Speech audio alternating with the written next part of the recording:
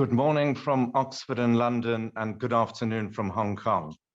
I'm Rory Knight, Chairman of Oxford Matrica, and I'm delighted to welcome you to this video conference, which launches our latest white paper with value partners in Hong Kong. This is the third in our Dragon series, and we're delighted that you have the opportunity to join us. The theme is Investing in China, Taming the Dragon, in which we explore ideas for investing in China by international investors. We really appreciate you taking the time to join us. Before going into the paper itself, I would like to introduce my colleagues who are participating in the conference with me, and then I would like to make some opening comments, if I may, please. Joining us from London is Joe Knight, Principal of Oxford Matrica. Welcome, Joe. Joining us from Hong Kong is the Senior Fund Manager at Value Partners, Frank Choi. Welcome, Frank, and thank you so much for staying up late in the evening to be with us. Really appreciate it. I would like to express our thanks as Oxford Matrica to Value Partners for their continued support of the series, which we really do appreciate. Now, China has led the world out of the negative aspect of the pandemic. There's no doubt that China has responded in 2020 very well to the initial stages of dealing with the pandemic. It has led the bounce back, and it has led the international emergence by releasing the lockdown arrangements that were there and getting the economy back to work. This had, during 2020, increased the demand for Chinese equities, and consequently, China outperformed most markets during that calendar year. However, 2021 has been a different picture. China has entered what we euphemistically describe as being a period of normalized growth. We've also seen emerge a new risk factor, which we're titling policy risk. And that is the extent to which the Chinese Communist Party has intervened into certain sectors and has shown us some adverse effects, which have really dampened performance during the course of this year. These have been issues around what is the effective expropriation of online private education. It has been a curbing of big tech, although they are not unique in that. That happens in other countries as well. This was first signaled with Alibaba's attempted IPO of Ant Financial last year, and we've seen curbs on online gaming companies as well. Now, these are concerns, and we're recommending that it's time to pause and review and think about the way in which one approaches investing in China. However, I don't believe that we should allow these setbacks to distract us from the incredible opportunities that still exist in China. And indeed, in the word of the investment legend, Sir John Templeton, trouble is opportunity. And I think one has to weigh the issues against what I will pick up on just three major facts which have not changed. The first is that China grows an economy about the size of the UK every 3 or 4 years. And at this rate, it will be the largest economy in the world before the end of this decade. And given what has happened with the pandemic to global markets, it's likely to do it even earlier. Secondly, the soon-to-be largest economy in the world is owned, last time I looked, 93.3% by Chinese investors, which gives you a sense of the financial capacity for there to be further investment in China to equilibrate asset allocations in line with the size of economies rather than market capitalization, which will provide further support, we believe, to long-term prices in China, despite the increased volatility that we we see. And thirdly, and perhaps most importantly, when one observes the domestic consumption as a percentage of GDP in China, it is vastly lower than in most economies, in particular Japan, the US, and Europe, and therefore is a strong capacity for growth there, fueled by the purchasing power of the middle class, a cohort of some 600 million people. This will, of course, also lead to a group that will be considered to be slightly more affluent, the affluence and mass affluence, that are expected to more than double their consumption expenditures over the next 2 or 3 years. So on the one side, one cannot ignore the massive investment opportunities that there still are. And thinking about the emergent policy risks to which I referred, it's actually rather difficult to deal with that risk. On the one hand, you might decide, let's run away from it, let's disinvest from China. And of course, if one decides to do that, you will have to reallocate assets to equities in other regions, which themselves will be subjected to the same risks, directly or indirectly, that are affecting China. The alternative, second alternative, you might consider would be blind diversification, where you say we'll just diversify our way out of this. We know we're going to take hits in certain sectors. The head in the sand approach isn't something we'd recommend. This is going to be highly costly in terms of one's ability to generate alpha. What we're recommending is a discerned approach. So a disciplined, discerned approach, which really informs international asset allocation in such a way that one sees China with a particularly strong new factor, which is separated from the rest of Asia and emerging markets. So you might be thinking about emerging markets or Asia ex-China, and then to selectively add specific stocks that have particular exposure to this policy factor. So in short, it's a disciplined and discerning approach. And that's something we will be covering in this seminar and as what is covered in the paper as well. So we hope you find this stimulating, and we will be distributing the paper in due course. I wonder, Frank and Joe, if you'd mind if I just took another minute to explain to colleagues on the call as to why, or what our motivation was in adopting the dragon as a motif for the series. And where that comes from is that we think it captures the paradox between Eastern and Western worldviews. In Chinese mythology, the dragon is an auspicious symbol of good fortune and luck. And this is in stark contrast to the Western mythology of a dragon, which is a fearful creature and something that should be killed as soon as possible. This, we feel, captures the duality of opportunity and threat that exists in China. We started, our first in the series was Dancing with the Dragon, which was getting to know about investing in China. The second was Riding the Dragon, which is getting on and trying to stay on.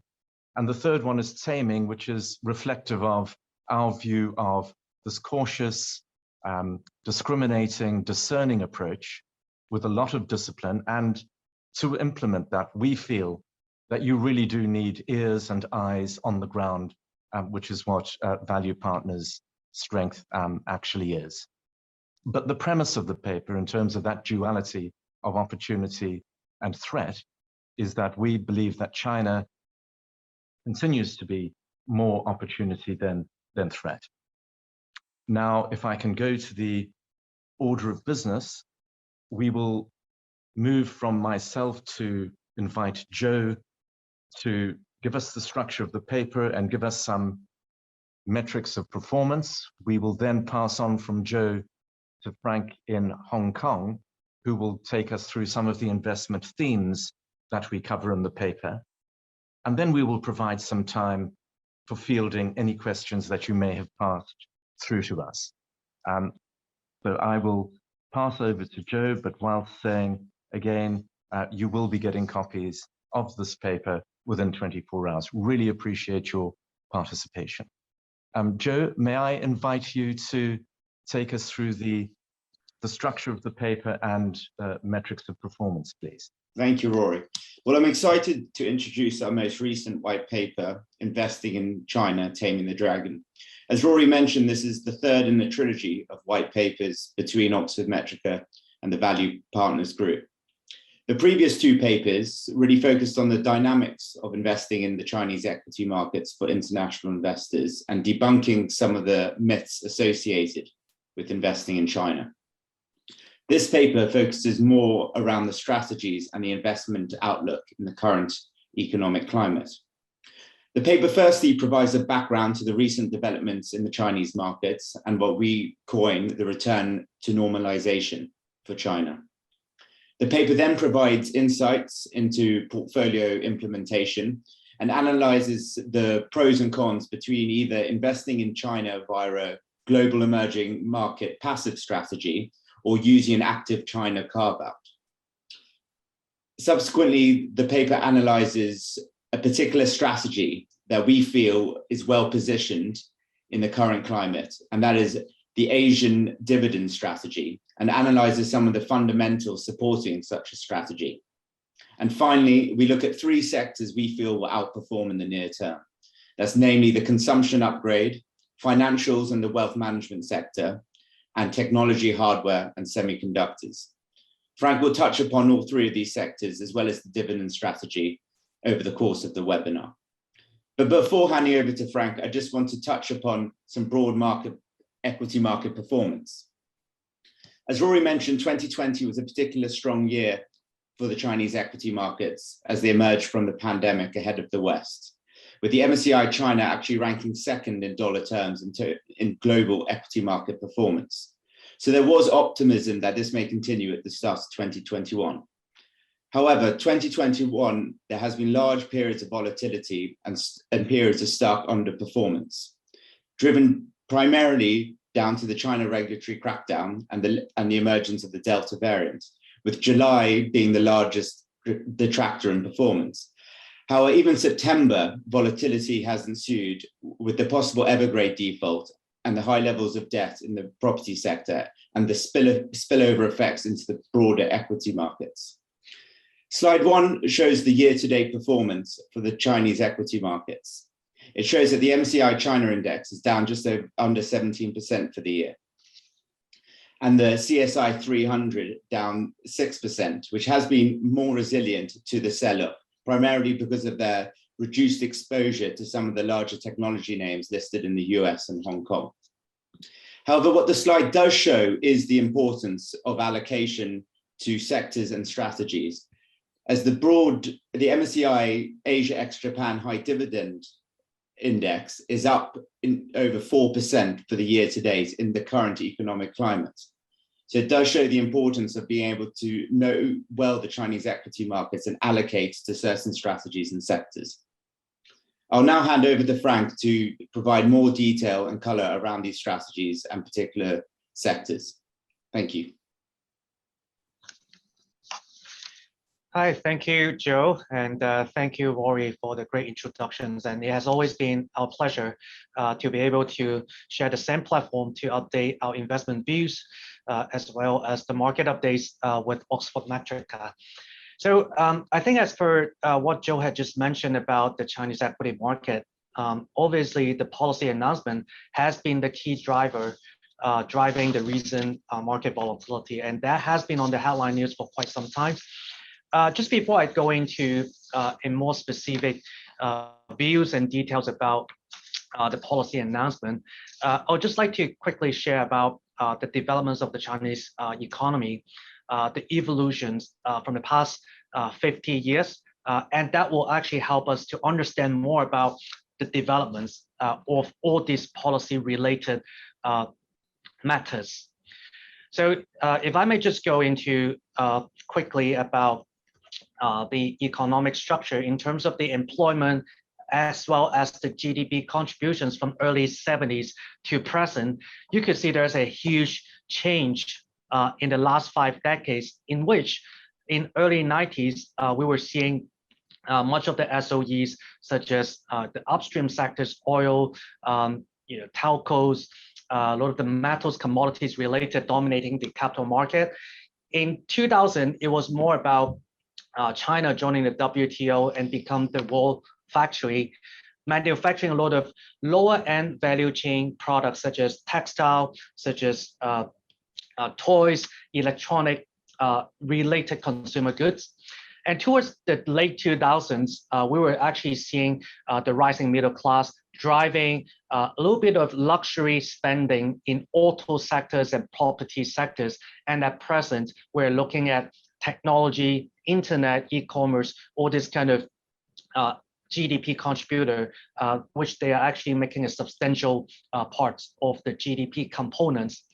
But when we're looking a little bit deeper in what had happened in the last 20 years of time, one could actually see that China is gradually moving up the value chain in terms of looking at the industry shares of as the China exports, the higher value chain related products such as electrical machineries and equipment, they're taking up more of the China export shares, while the lower end, the value chain such as textile, they're actually decreasing.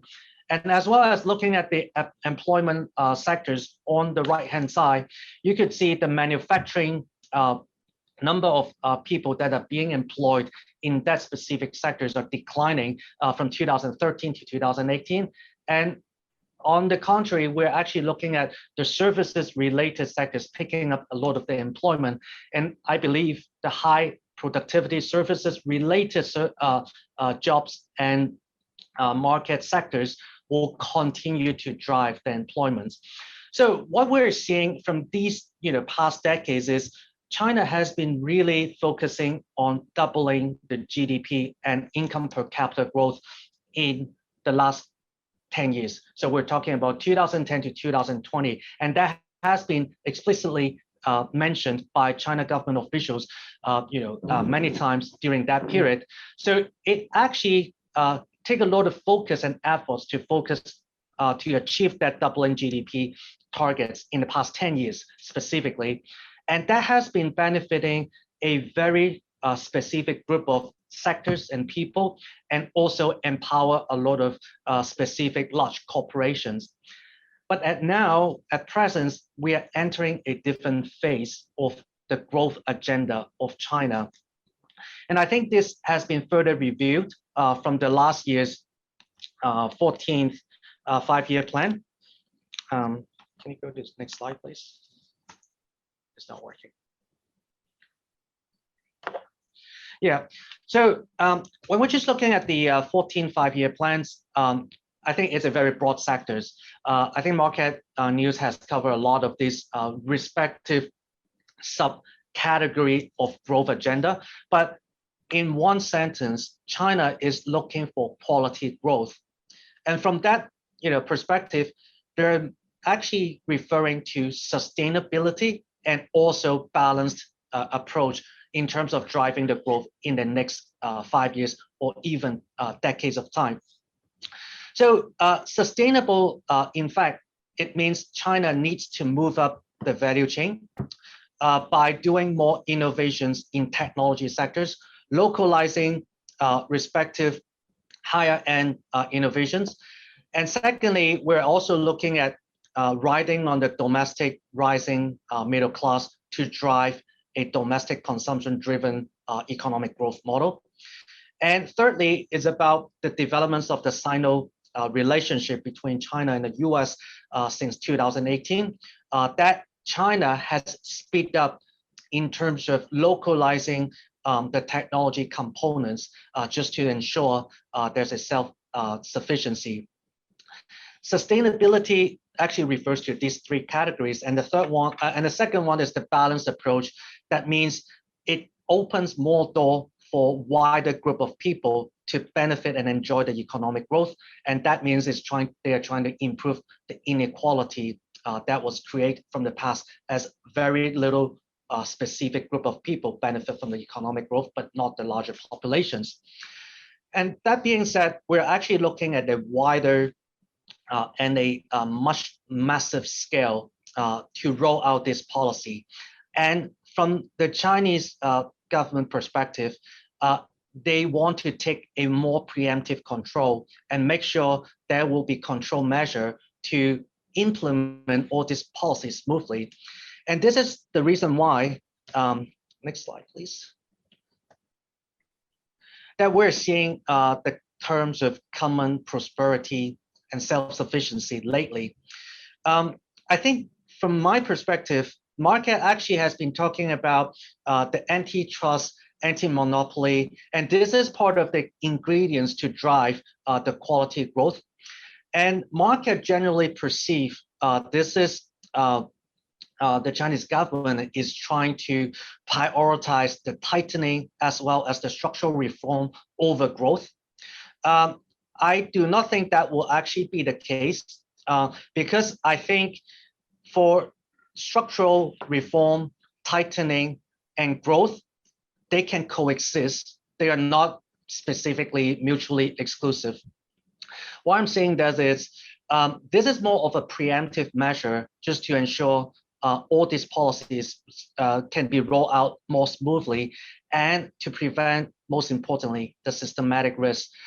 If we look at the policy, Chinese government definitely is not or ever have the intention to destroy all sectors. What we call is they have a very targeted policy to drive quality growth. This is a very good implementation or illustrations on what China government has done from a monetary policy perspective. On the very left-hand side, the RRR, the required reserve ratio, that's the bank required reserve capital, has been keep lowering to support growth, to do liquidity injections. While at the same time, on the right-hand side, we're seeing a very targeted tightening in the property sectors, which they're trying to prevent systematic risk from the past. So looking from the targeted policy agenda, obviously from a pure growth driver to quality growth, I would definitely see there will be transitional risk or implementation risk. But the bottom line is China do have a growth plan, and they are not, as I said, they have no intention to destroy all sectors within China. So as an active manager, I think we're adding value to investor to help identify the winners and losers under different kind of like economic cycle and policy cycles, such as we're trying to avoid sectors that face policy headwinds, and we invest in companies that are enjoying the policy tailwinds. And I think two good examples about our flagship strategies in Greater China equity is that since last year in October, Alibaba, which is actually one of the very popular names in a lot of the fund's top 10 holdings, it's out of our top 10 since October last year. And we have been having very minimal exposures in property sector, and that has been giving us a very strong contributions in terms of alpha generations from the past years. So this is the kind of the views on the common prosperity. We do think long-term there will be a quality growth, in the decades down the road. But what we are viewing at the moment is probably the second sections of my presentation. If I may just go to the next slides. I think Joe had earlier mentioned about the investment themes, which includes the consumption upgrade, technology leaders, financials, which specifically we're looking at wealth management, and also talking about equity dividend recovery, which is more of a strategy that we like in 2021. Maybe perhaps I could go over to the first consumption upgrade. Obviously, consumption area is the sector that has policy tailwinds. So we're seeing a lot of government supports to drive a domestic consumption-driven economic models. And there are three drivers driving this growth agenda. One is the millennials, and second is the rising middle class, and third is the rural areas as they are stepping up in terms of having more income, and also because of the wealth effect, they're driving the urbanizations in those rural areas. But consumption upgrade is something different from our point of view. It's not only about consuming more, but also at the same time they're spending more money to enjoy better lifestyle.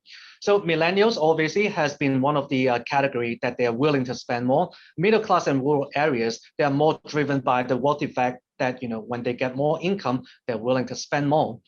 And among the consumption sector, next slide please. We're actually looking at a pattern that a lot of the domestic investors are increasingly favoring domestic brands. And that is actually very structural to our investment thesis on the domestic Chinese brands. I could just give you one example about the sportswear, which is actually one of our favorite sectors in 2021. Some of the domestic brands, they're stepping up in terms of giving a more premium product line by giving a better quality materials and functionality. And one example is a domestic Chinese brand, they could sell a trainer or a sneaker for over $300 per pair. This is something unseen in the past, that we are seeing Chinese domestic consumers, they are willing to buy, and that because of that demand, the sportswear companies, they're really stepping up in providing a more premium goods in that particular sectors. And this is also supported by policy in the sense that Chinese government has been really fostering and promoting a healthier lifestyle. And they have been committed to build more than 5,000 sports-related facilities such as stadiums, fitness centers, and fitness-related parks in China. And that has been driving a huge demand. And as I said, consumption upgrade, it could enjoy the consumption spending, but also about people that are willing to pay more for the premiumization. And that means company can enjoy revenue growth as well as margin expansion. And that has been one of our theses that we like, and that has been more or less immune from the recent policy headwinds. The second part of the investment thesis is the technology hardware. I think, as I said earlier, the Sino relationship has speed up the localization of high-end technology products. And obviously, China has been really spending much more on R&D. And if we look at the R&D spending as a percentage of GDP, it's actually surpassing various countries, and it's still picking up. And if we go to the next slides, we're seeing the policy support. This is the tailwinds that we have been mentioning, that a lot of the new infrastructure by the Chinese government are basically considering the technology-related infrastructure. So when we're looking at the new infrastructure, such as EV charging pipe, the 5G base stations, it's all about the technology digitalizations, and also a project such as smart cities, that they're driving a lot of new infrastructure that requires hundreds or thousands of technology components. And to achieve sufficiency, we're looking at the next slides about what China technology hardware components makers will gain market shares from 2020 to 2025. The yellow bar that we're seeing here is the estimated market shares of respective technology components in 2025. I think China actually has been continuously ramping up in terms of the technology advancement, really manufacturing respective technology components to make everything work. I would still have to say the technology advancement in China is still lagging many other countries, such as Taiwan, South Korea. If we just take semi-conductor as an example, TSMC is doing the 5 nanometers, while China, the most advanced chip, the semi-conductor, we're only talking about 15 nanometers. However, it is picking up at a very rapid pace. A lot of the technology hardware names, we're actually seeing almost about 20% CAGR, that's the annualized growth from now to 2025. And there's been a lot of opportunities for us to bottom up respective stocks within the space. So I think the recent market corrections on some technologies in some consumer companies, to a certain extent, I think, excuse me, the corrections is not really relevant because these sectors, in fact, are supported by various policies, and they're driving a lot of sustainability to contribute to the quality growth agenda of China. And the third investment thesis that I would just like to highlight this year, it's the financials, in which we're looking at the financials companies that are really specifying in wealth management related business. I think this is a very simple and straight formulas about why we're looking at this space. Is simply because when we look at the household asset allocations among major economies, property sectors taking the majority of a household property asset allocations, while equity and financial products is taking less than 20%, which is still far less than any other developed economies in the world. And I think there's a lot of work to play as the Chinese government regulators, they're looking to open up capital market. We're seeing more license being granted to allow more access to different financial products, and also the mutual fund recognitions that domestic investors, they could buy offshore investments. It's a huge driver for financial companies that offer wealth management to pick up and tackle all this demand from the Chinese household. So, and I think by nature, we're looking at a more stable kind of growth driver from these sectors. And it seems to be a relatively lower volatility kind of investment thesis among other sectors that we're looking at in 2021. Lastly, putting all the specific sectors aside, I think the Chinese and also maybe the regional dividend equity strategy is still one of our favorite strategies in addition to value play. When we are just looking at the overall market environment, as Joe had previously illustrated about the dividend strategy that has been outperforming the Chinese equity market, I think there are actually a couple of solid reasons about why we're still positive about the equity dividend strategy. First of all, we're actually still looking at a very bumpy and volatile recovery, especially in the COVID recovery path. People from certain extent and investors will be looking for yield-related instruments as a more defensive play under such a bumpy recovery path around the world.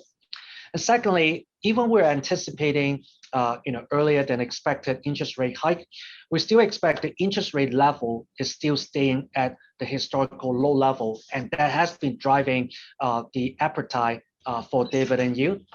And lastly, we're looking at a very strong equity dividend recovery among different regions. And specifically in this chart, we're looking at Asia ex-Japan market, that the equity dividend increase is the highest in the last 16 years time. Last year, it was very bad that you're seeing dividend cuts, which is the worst since 2008. Which is about, we're talking about almost about 40% of companies cutting dividends. But this year, we're looking at a much brighter dividend payout picked up from Asia ex-Japan. And specifically, I think China is the strongest country or market within Asia ex-Japan, that 78% of the companies are expected to announce dividend increase this year. And I think this is a very major ingredient to drive equity-related equities re-rating opportunities within the space. And I think this could be sustainable because going into the next slide, that from a balance sheet perspective and cash flow generation perspective, which are very crucial to identify whether dividend will be sustainable within a specific market. We're seeing Asia ex Japan in terms of the free cash flow generations, they're still being the best among other major economies. And also the net gearings and also about the cash to dividend ratios, there's the lowest among other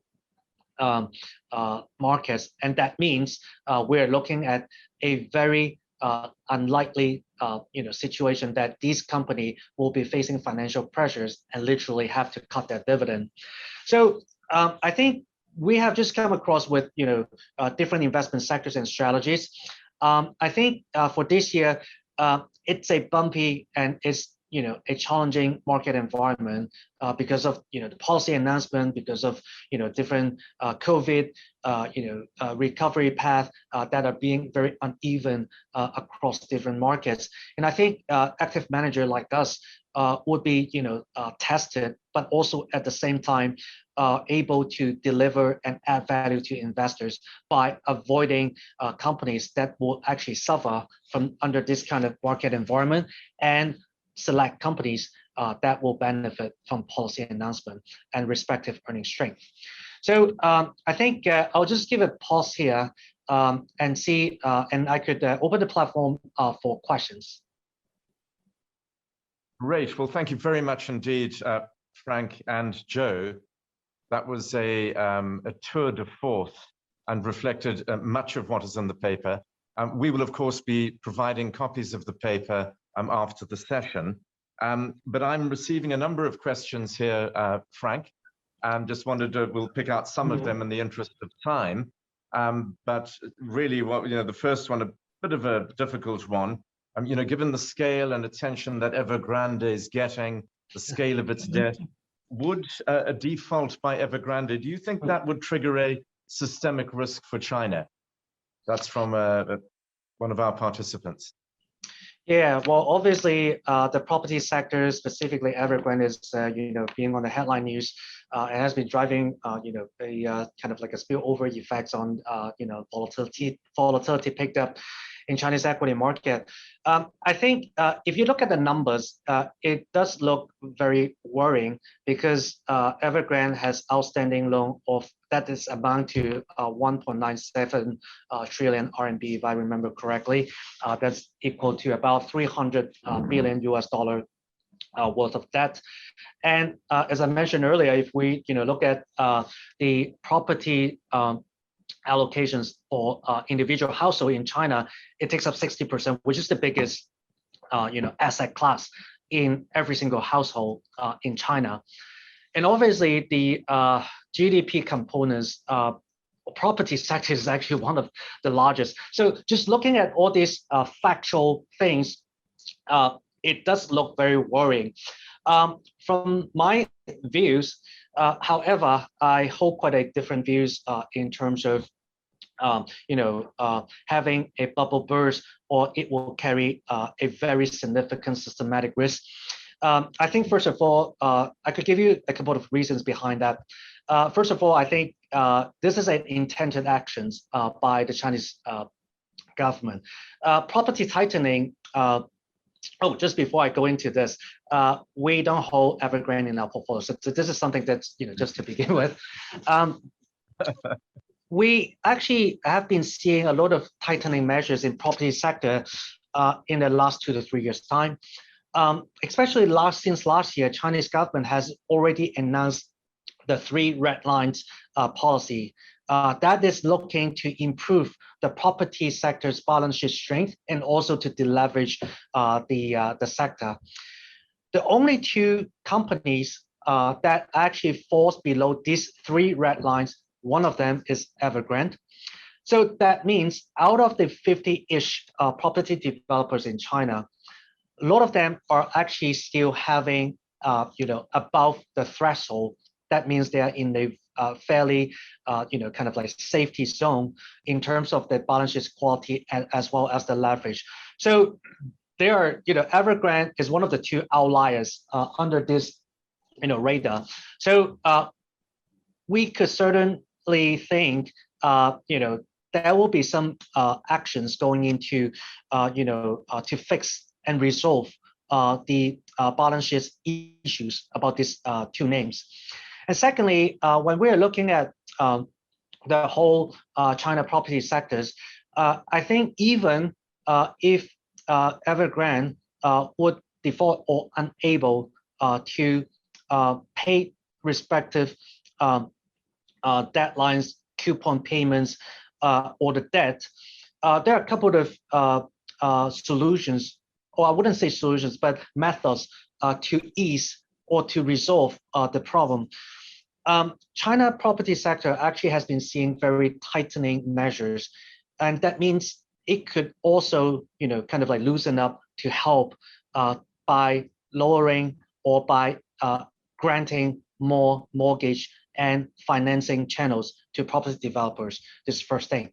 And secondly, a lot of the, from the past history, we could see potential picked up by the SOE on buying the discounted assets from Evergrande.